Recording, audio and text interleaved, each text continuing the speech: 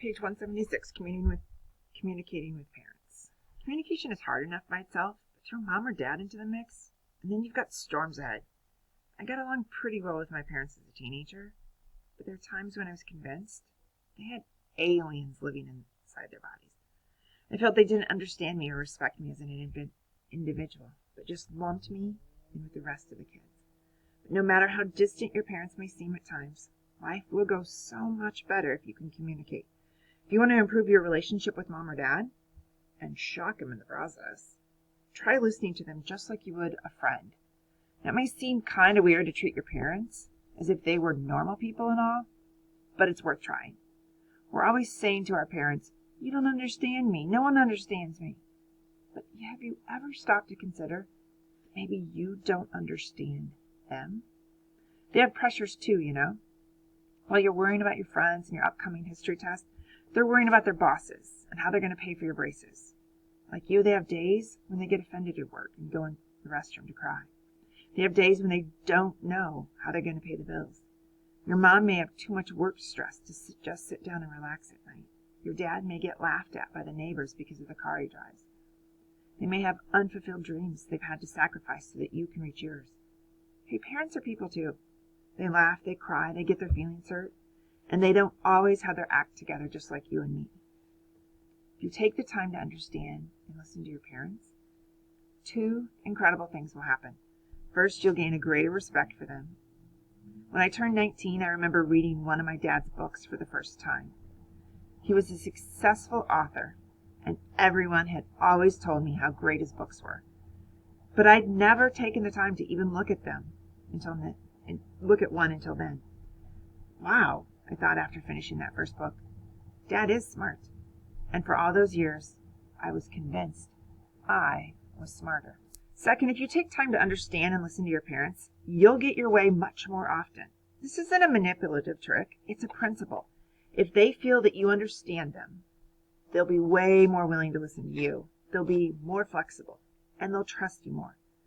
One mother once told me, if my teenage daughters simply took time to understand my hectic world and did little things around the house to help me, I'd give them so many privileges, they wouldn't know what to do with them. So how can you better understand your parents? Start by asking them some questions. When's the last time you asked your mom or dad, "How's your day today?" Or, "Tell me what you like and don't like about your job." Or, "Is there anything I can do to help around the house?"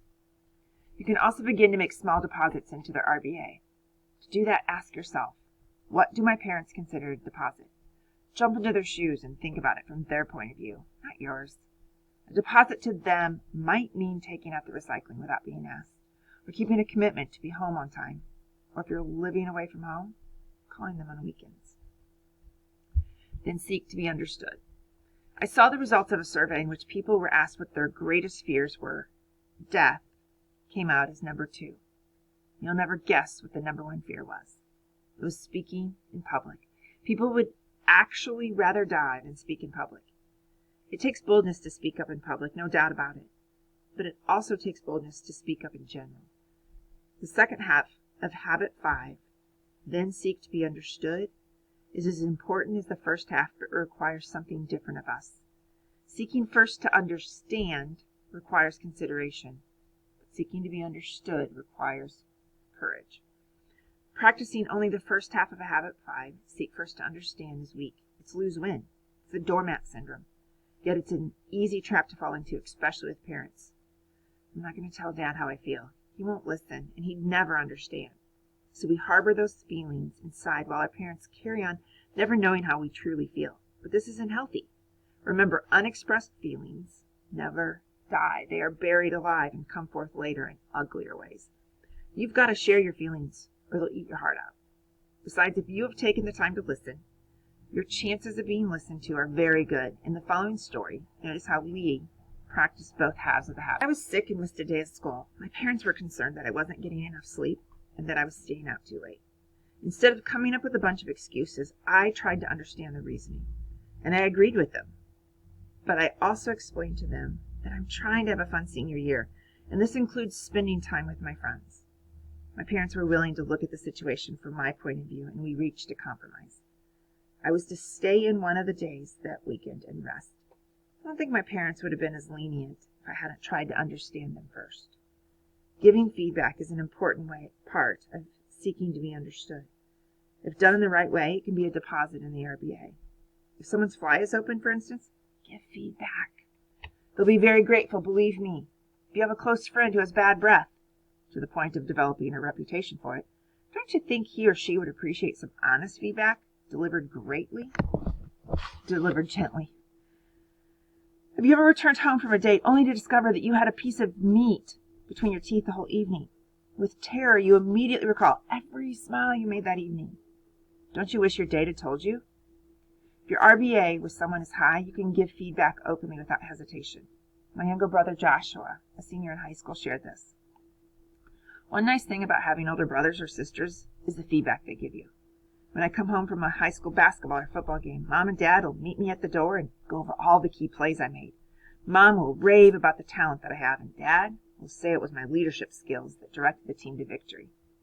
When my sister Jenny comes into the kitchen to join us, I'll ask her how I did. She'll tell me how ordinary I played, and I better get my act together if I want to keep my starting position. And she hopes I'll play better the next game and not embarrass her. Since Jenny and Josh are very close, they can share feedback candidly.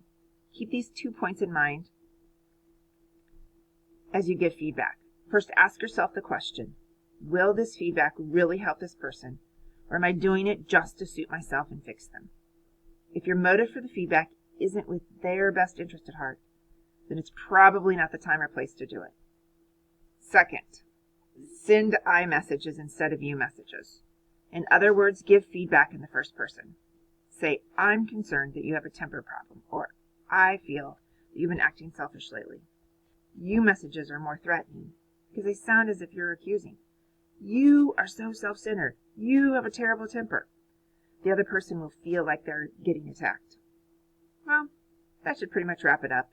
I don't have a lot more to say about this habit except to end with the thought that we began with. You have 2 ears and 1 mouth. Use them accordingly.